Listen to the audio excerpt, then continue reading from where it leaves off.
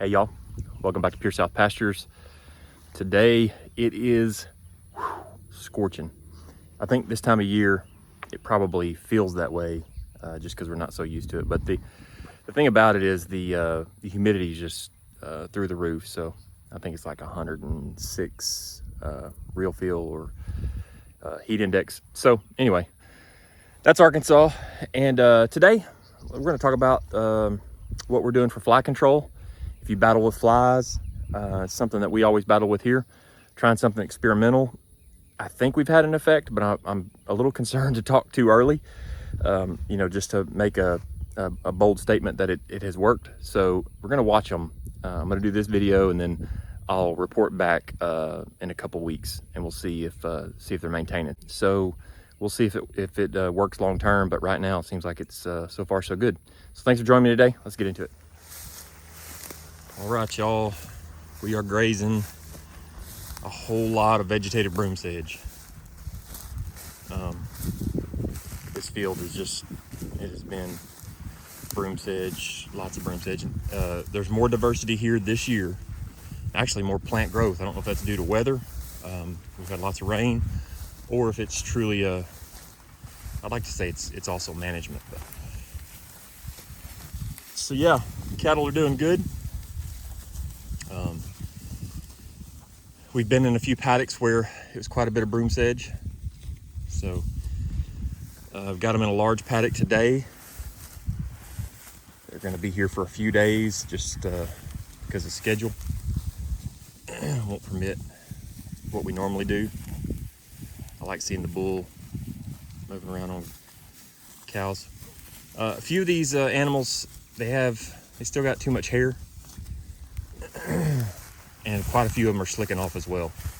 Corrientes seem to be slicking off. Some of these first-time moms, they're just not slicking off, and honestly, a little thinner than I would like them to be. But I mean, look what we're grazing, so I'm pushing them pretty hard. I know that. The bull's looking good. He's nice and slick. You can see I can count about a dozen flies on him.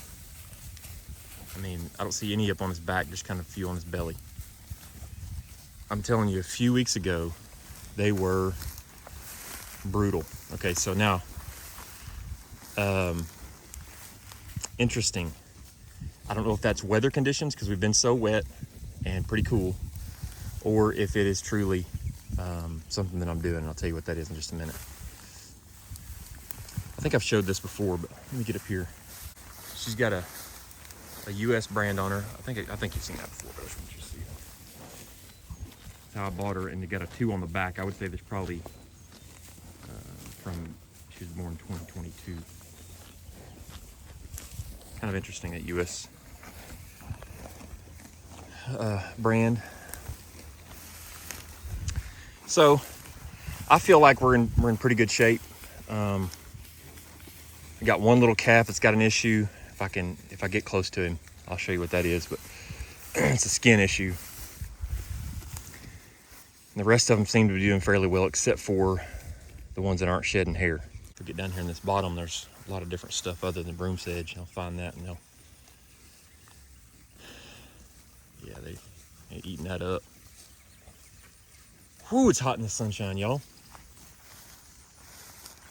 Brutal out here. So anyway, here's what I've been doing.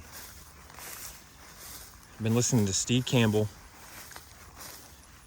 and I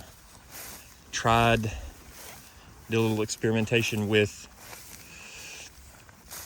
the sea salt. I'm actually using Redmond salt, just plain Redmond salt, no garlic. And I'm putting it in a tea bag or in a mineral bag that's porous. And I'm putting it in their water every other day for 12 hours. And it really is remarkable that when I started doing that, the fly load completely changed. Also, I am offering them about every other day. I'm offering them some Redmond conditioner. That's like a bentonite clay. It's supposed to bind to toxins. So could that have a part in it as well? It could. Just not sure which one it is. Whew, my shirt is soaked, y'all. So here's my water trough. And right here, I have, this is a Free Choice Mineral, when I was using Free Choice Mineral feeder with their mineral. It's just one of their bags.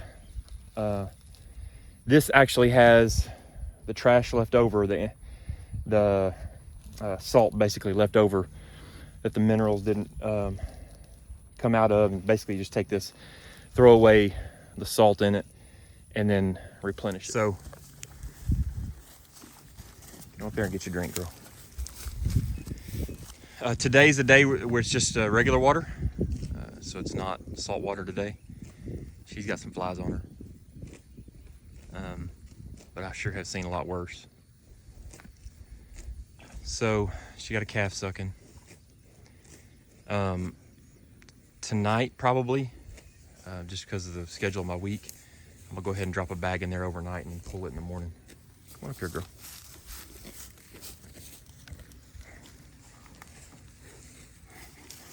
Ain't breathing. She got some flies on her. She's pretty slick though. Pretty good shape. You can definitely tell a difference, and you always can, but these cows that have babies sucking,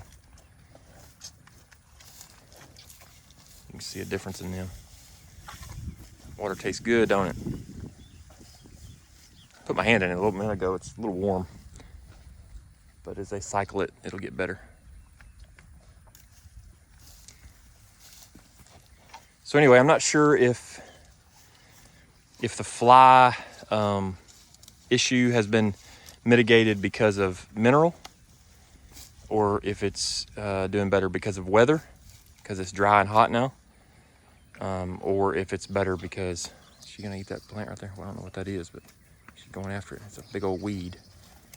I mean, she went after that thing. Got milkweed. She smelled it. She didn't want it. I was also going to talk a little bit about weather and it getting dry. You know, I pretty much plan in our grazing plan. I don't want to say I have like a strict grazing plan, but I have an idea of where we're going, what we're doing, how much grass is in front of us, when we're going to go back. I'm always watching those things for our graze. And so as I'm thinking about it, I feel like we're probably getting to that time. You know, we've had immense amounts of rain. I'm talking about just tons and tons. And thank the Lord for it. But I feel like we're getting to that time where now it's going to be about 94, 95, 96 several days in a row. And I don't see any chance of rain for over a week. So that's okay. You know, this Bermuda grass, Bahia, this stuff thrives in the heat. You just got to get a shot of rain every now and then. So, but planning on probably a season where we don't get rain. You know, we could go 30, 60, even 90 days without rain. Hopefully, since we're all the way to July, that won't happen as far as the 90. But anyway, you know, I guess truth be told, you could go even further than that. So I just feel like we're kind of on the cusp of maybe a more dry season. Didn't take long in this kind of heat and a little bit of wind blowing. It just kind of sucks the moisture out of the ground.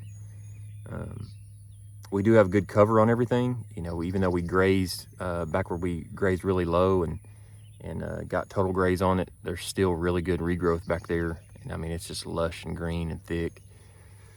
Hopefully, we're not going to get that kind of graze on this paddock, but I'll follow behind and I'll cut behind them. I've got them in a big area, probably 2.5, 3 acres. And they'll be in here for about 3 days. So they'll put a hurting on it, but it won't be what I want it to be. So I'll follow behind them. But anyway, I figure we're going to be getting into that season where it's going to be getting dry. So making plans for that.